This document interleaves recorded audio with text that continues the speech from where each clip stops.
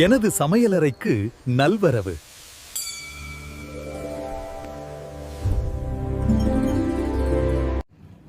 Hello friends, welcome to my kitchen.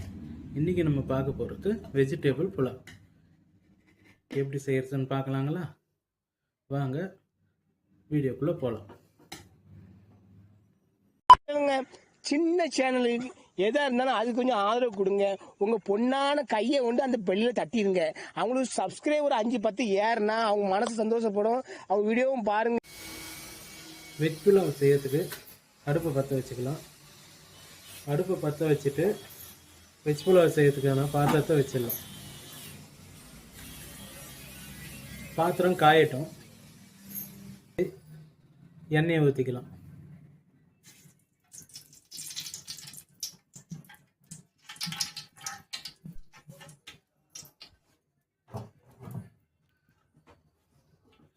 எண்ணெய் சூடாகட்டும்.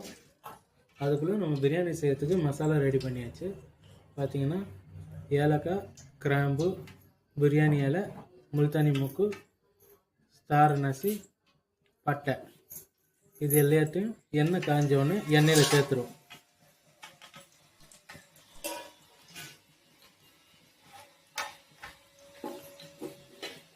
கறி மசாலாவெல்லாம் சேர்த்த உடனே நம்ம இது வெட்டி வச்சிருக்க வெங்காயத்தை சேர்த்துடலாம்.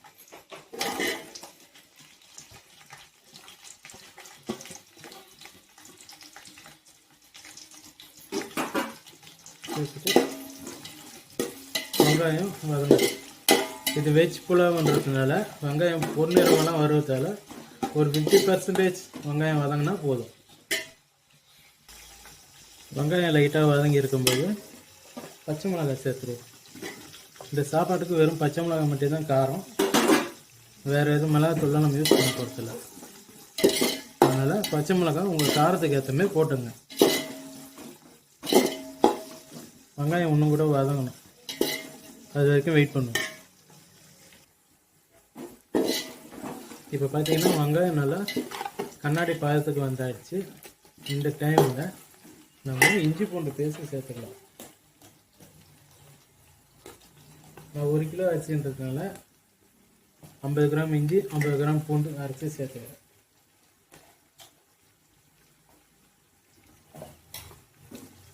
போட்டு நல்லா மிக்ஸ் பண்ணி வச்சோம்னா இஞ்சி பூண்டோட பச்சை வாசம் போகிற வரையும் நல்லா வதங்கிட்டோம்.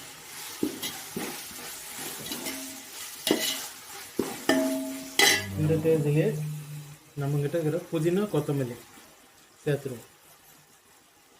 இஞ்சி பூண்டு கூட புதினா கொத்தமல்லி சேர்த்துட்டிங்கன்னா இஞ்சி பூண்டு அடியில் உக்காராது, அடி பிடிக்காமல் இருக்கும்.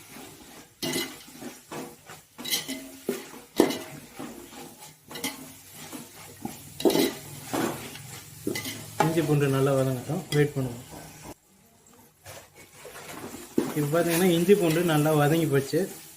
இந்த ஸ்டேஜில் நம்ம வெட்டி வச்சுருக்க காய்கறியை சேர்த்துடலாம்.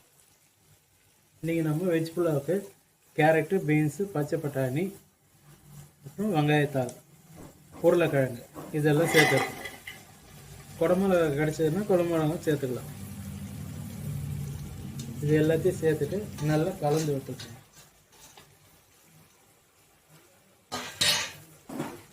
காய் இந்த இதுலேயே நல்லா கொஞ்சம் வதங்கட்டும்.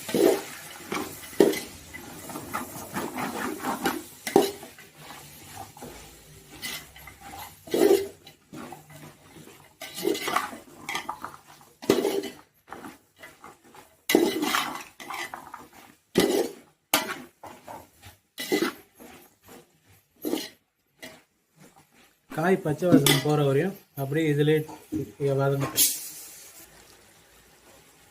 காய் இந்த இதுலேயே கொஞ்சம் வதங்கியிருக்கு. இந்த டைமில் நம்ம உப்பு,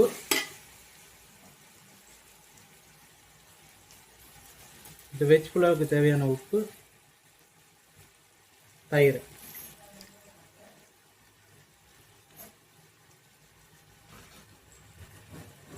இதை அப்படியே நல்லா மிக்ஸ் பண்ணி விட்டுருங்க.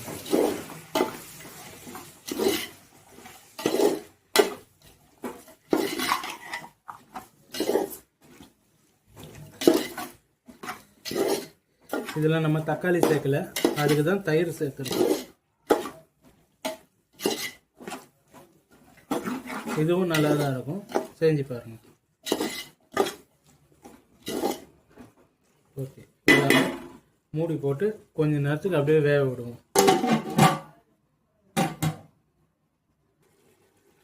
இப்போ பார்த்தீங்கன்னா நம்ம போட்ட காயெல்லாம் இதுலேயே ஒரு 50% வெந்து போச்சு. இந்த டைமில் நம்ம அளவு தண்ணி ஊற்றிக்கலாம். 1 கிலோ அரிசிக்கு 1.5 லிட்டர் தண்ணி சேர்த்துக்கலாம். அவ்வளோதான். தண்ணி ஊற்றிட்டு நல்லா கலந்து விட்டுட்டு மூடி போட்டு மூடிடுங்க. தண்ணி நல்லா கொதிச்சு வரட்டும்.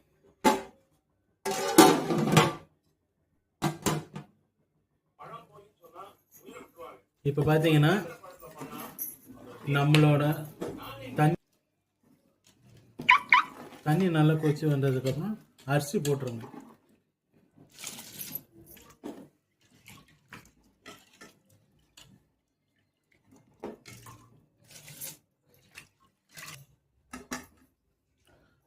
அரிசியெல்லாம் போட்டு ஒரு வாட்டி நல்லா மெதுவாக எல்லாத்தையும் நல்லா பக்கமாக கலந்து விட்டுருங்க.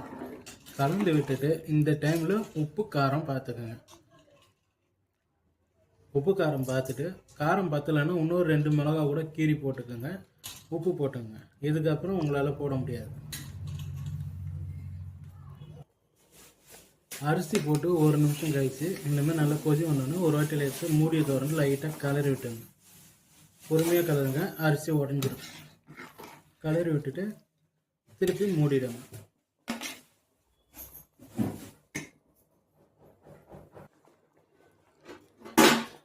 இப்போ பார்த்தீங்கன்னா அரிசி ஒரு 70% வேக்காடு வந்துடுச்சு. தண்ணியும் பார்த்தீங்கன்னா குறைஞ்சிடுச்சு. நம்ம ஊற்றின தண்ணி ஓரளவுக்கு குறைஞ்சி போச்சு. இன்னும் கொஞ்சம் கூட இன்னும் ஒரு 2 நிமிஷத்துல இது ரெடி ஆகிடும். லைட்டாக கலரி விட்டுட்டு போட்டுங்க. லைட்டாக கலருங்க, இல்லாட்டி அரிசி உடஞ்சி போயிடும். இப்படி லைட்டாக கலர்னிங்கன்னா தான் நம்மளுக்கு இந்த அரிசி முழுசு முழுசாக கிடைக்கும்.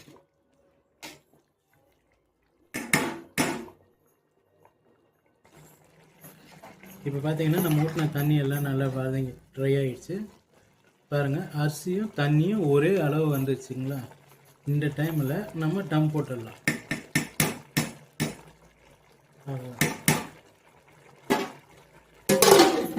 டம் போட்டுற வேண்டாம்.